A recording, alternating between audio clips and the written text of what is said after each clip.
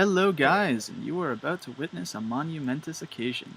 The Shadow Realm Oh is god. set up, Oh god. and I am with Epic, Zibby, and Eric's, who is not talking. Not exactly the crowd I would have picked, but they're what I'm stuck with. And they are Wow. here That to hurts. witness... Okay, Epic, I love you, and Zibby, I guess I don't have anything against you, and fuck you, Eric's. Wow. You've been chosen to witness my first steps into the worlds of the Shadow Realms. Are you gonna play survival? Yes. My god. Game mode 0. Go! Woohoo! Survival. Now let's see how long it takes me to die. I'm guessing less than 5 seconds. Let's all go bring over some creepers and skeletons to spawn. I haven't died yet. It's a rainstorm, so it's not really looking that good. It's gonna kinda head out in a random direction. You guys, are you guys anywhere close to spawn, or are you really far away? Strange lives near spawn. I can't even get on, so. Oh, okay. But he's not online. Me and Zibby live 5,000 blocks away. Shadow, fix your server. Why is there a dark oak tree at spawn? Don't worry about it. Because love, life, and everything nice. Die, zombie. Wow, I'm almost dead already. I want to see how long it takes you to die. Dark. Alright, I killed the zombie. You even survival. I can survival. I'm just not used to it. I haven't survivaled in so long. I can't light myself on fire. And I'm not sure why I'm delicious rotten flesh. I'm not sure why.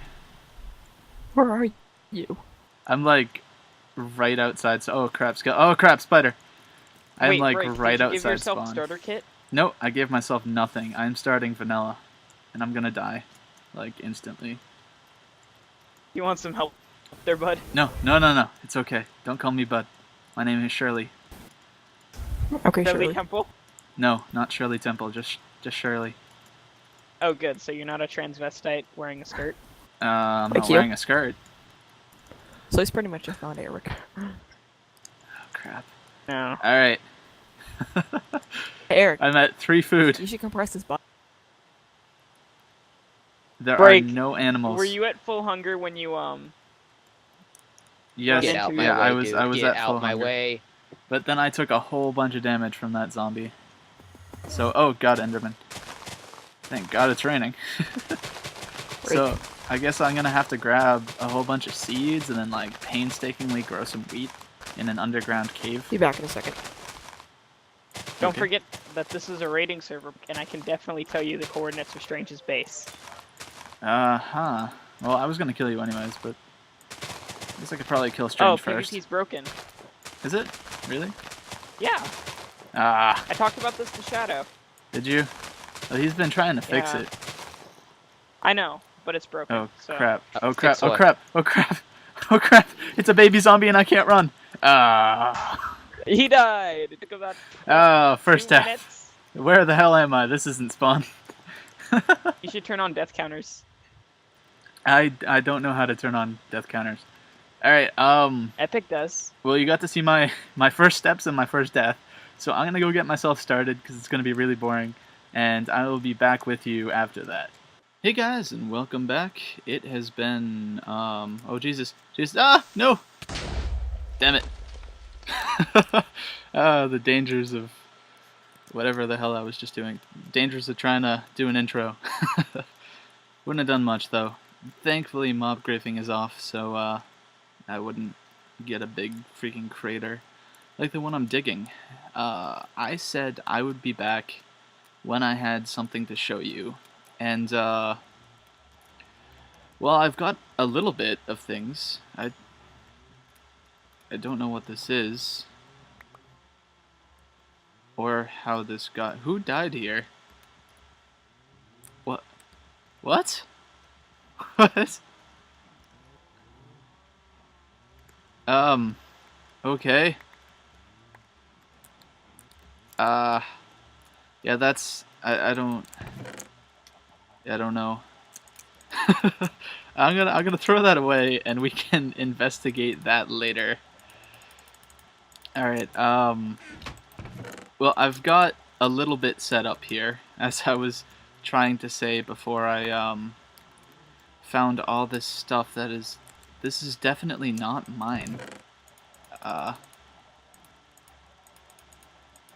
You know, there was someone on earlier. Maybe they walked to where I was or something.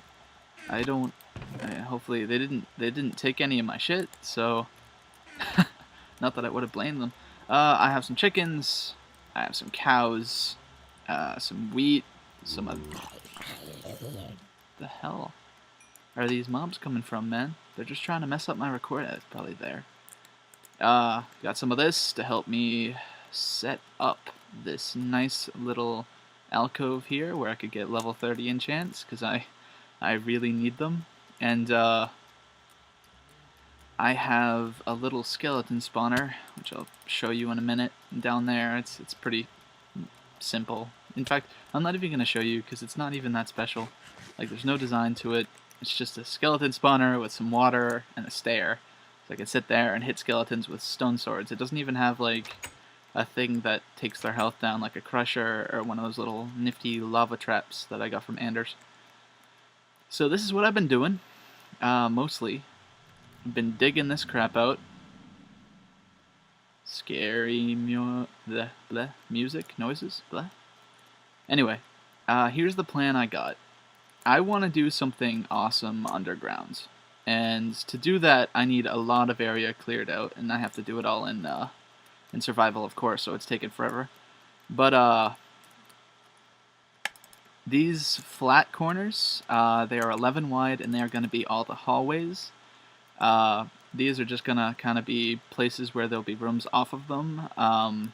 There would be balconies and crap and all sorts of fancy things. There's going to be a big, awesome staircase that comes down, like, from right in the middle there. Come to think of it, I really should have just kind of gone from directly up top and just straight down, but that's hindsight, and I didn't do it. So I gotta record myself doing something, and recording myself digging would be really, really, really boring. So I think you and I are gonna go and check around my general area and see what kind of biomes we got, because I still haven't looked at all these. I still don't know what I'm next to. If next to, like, a mesa, get some of that awesome clay. I don't know what I would do without clay. Next to, I don't know, a podzol biome or something. I saw a little that way. I'm gonna go this way and see what we can find. Just explore. And, while I explore, might as well, philosophize, I guess. Just for something to talk about. You know, I was thinking, earlier, there's a lot that we do, just in life in general. Get in the lava. There's a lot that we do just in life in general that is very deceptive to ourselves. And we do that, like, we do those things to just kind of keep ourselves sane, you know, keep ourselves from dwelling on things too much. And I suppose it's necessary. I do wish that we could be honest with ourselves. Like, we try not to think of scary things like dying and what may lurk in the dark corners of the world that we never find, you know, like, just in our day-to-day life, because if we dwelled on that for too long, just like if we dwelled on, like, what kinds of crazy injustices have happened or continue to happen in corners of the world that we just really can't get to, we just go mad, you know. We can't handle it in our hands. Okay, maybe it's just me that can't handle it. Maybe my mind's weak or something, and I would fall for a Jedi mind trick or some crap. Say a lot, don't I? But it's just, it's the necessity of the thing. Like, we're gonna tell ourselves everything's okay. We're going to tell ourselves our own problems are the ones that we need to be focusing on, and that we really, ooh, forest, that we really can't do anything for the other people, because as a whole we can't. Like, we can't just magically wave our fingers and go, Alakazam, poverty's fixed, war is stopped, and all those terrible people that you never know about. Like, you probably know some people in your life that are just fucking horrible people that do terrible things that you would never guess. Like, for instance, I had this buddy back in elementary school, and up until senior year of high school, we were like good buddies. Hello, mops. And like, we weren't super close, but we'd hang out, and he was a really nice guy and stuff. And it's just he just turned out to be this huge douche. Like, there was this girl, all right, that he was seeing, and yes, it's over a girl, high school girl, but it happens, you know. That's just the way of things. And what had happened is they had broken up, but he had like kind of like emotionally pressured her into like so much for so long. Like, the only reason they were still together after so long was because he wouldn't let her go, and he'd threaten her, and he'd say terrible things and tell her that she was worthless and all that shit. And so eventually, when they did break up, he was still like super fucking possessive, and he'd stalk her and shit, and just keep tabs on her at all times. And you know what? She wasn't totally innocent of that. Like, she let a lot of that fucking happen to her. What the fuck is hitting me? She let a lot of that happen to herself, but it's the fact that he did that, man. Like, and so I'm walking into my English class one day, and she's sitting there, and she says, "Man, I really need to get drunk." And I go, "Oh, hey, I can help you out there, because I just so happened to have a bottle of rum that was left over from the party that I went to." And so she was like, "Fuck yeah, man, when can I come over? We can hang out and just drink and have fun and stuff." And I wasn't gonna do anything, you know. She was my buddy's ex, and that's against like bro code and all that stuff. And so we're like, "Yeah, sure, yeah, we'll get together." And on the day that we had planned to get together, that dude, he fucking walks up to me, and he says, "Hey, she had to cancel because she has to work on finals. Sorry about that." I was like, "Alright, I'd rather hear it from her." He was like, "Oh no, trust me." And I get a text from her on my phone, like, "Don't believe what he says, meet me outside," like, after all the buses have already gone and stuff. I had a car at this point, so I just kind of waited in the parking lot. And so she gets in, and I ask what that was all about, and she says she'll tell me in a little bit. And so we're driving, and my sister's in the car. I gave my sister a ride home, you know. And we were driving to the gas station to get a little gas before I went home and grab a few snacks. And the girl turns to me and goes, "So I heard you're a rapist." And I was like, "What? Who said that? Like, I am not. I would never. That's terrible. Like, I hate. I advocate against that so hard. I hate it. No, everyone should always give consent. Like, there should never be any forced intercourse, because that's super emotionally damaging, and I would never, ever, ever do that." But apparently, what this guy that used to be my friend had said was, he said, I was a rapist, I was abusive and a drunk, and that I would hurt her and stuff, and that if she went with me, he would kick my ass, kick her ass, and break my car, like just smash in my windshield. I saw the text, as the exact words were, "smash in his windshield." it's just fuck that. I mean, I immediately like set things straight with her. I was like, of course not. I don't do any of that. That's terrible. What happened? And she told me all about how he was horrible to her all that time and stuff. And so we're sitting down and we're drinking. And this dude, all right, this dude was notorious for not being able to be contacted. Like for years when we were good friends. Oh, I trapped myself in a valley.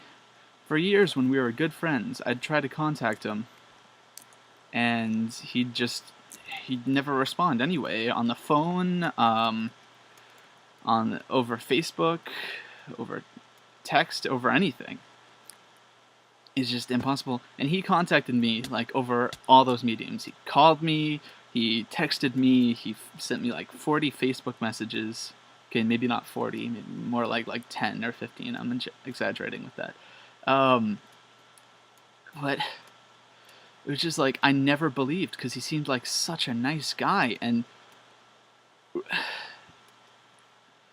I mean, I obviously I fucked the girl, because you know it's not just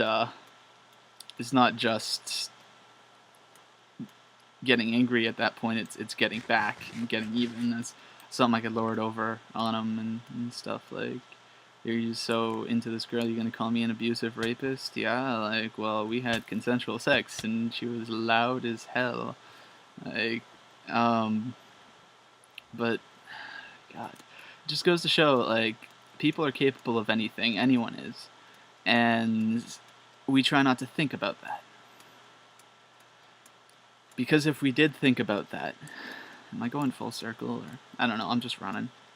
Because if we did think about that, then, oh crap, whoa, then we'd go insane. Like, the bad kind of insane. Not the, ooh, I'm insane, look at me, I'm the Mad Hatter kind of insane. Like the crazy, like, in a mental institution for life because you would hurt someone insane. And, man, it would be lovely to be able to change all that, and to be able to, like, know what happens after you die, and to be able to know what's hiding in the darkness, you know, and have no one be an ass, and everyone be nice and friendly in a swamp. But it's just not the way the world works, and you've got to deceive yourself to kind of come to that. And some people use things like religion or whatever, and just think to themselves that it's all part of a plan, or there's someone up there watching out for them and stuff.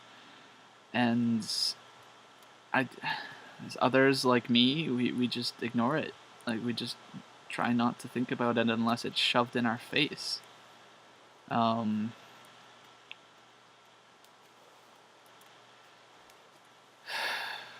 What brings this on? Okay, what brings this on? I was watching Stephen King, or not watching. I was reading Stephen King's Pet Sematary. Again, I read it back when I was younger, and I hadn't touched it since. But now I have touched it again, and it's a very good book. But it really, like, brings to light that just shit happens, man. There's so much about the world that we just don't know, and even about things that we think are solid, like the fact that people die, or the fact that cats can land on their feet every time you drop them. You know, it just gives you a lot to think about, and you don't want to think about it.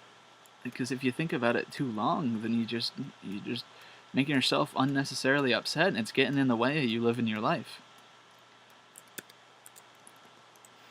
And you gotta live your life. You gotta just grin and bear it to get through it. So I got a cat today. Her name is Reese. Abrupt topic change, and she is adorable. She's already rubbing her neck on everything, and, you know, putting her scent on it to claim everything as her own, just taking over. And it's great to have a cat again. I mean, we've had cats over the years, but they always They always inexplicably go missing because we let them go outside. And the last few cats, they were really tough. Like, they lasted a long time. But this cat is going to be more of an inside cat, so she's going to last with us and just be part of the family, you know? Just happy about it. Alright. So far we've discovered that there's some mountains and a dark oak biome and a swamp. Which, actually I think I'm going to stay at this swamp and gather a bunch of lily pads for break. For some design concepts I have, and like I showed you about all I had, really. When I have something more significant to show you, I'll record again. But it's nice talking to you guys, even if I'm talking to no one but an empty screen, you know. Until next time.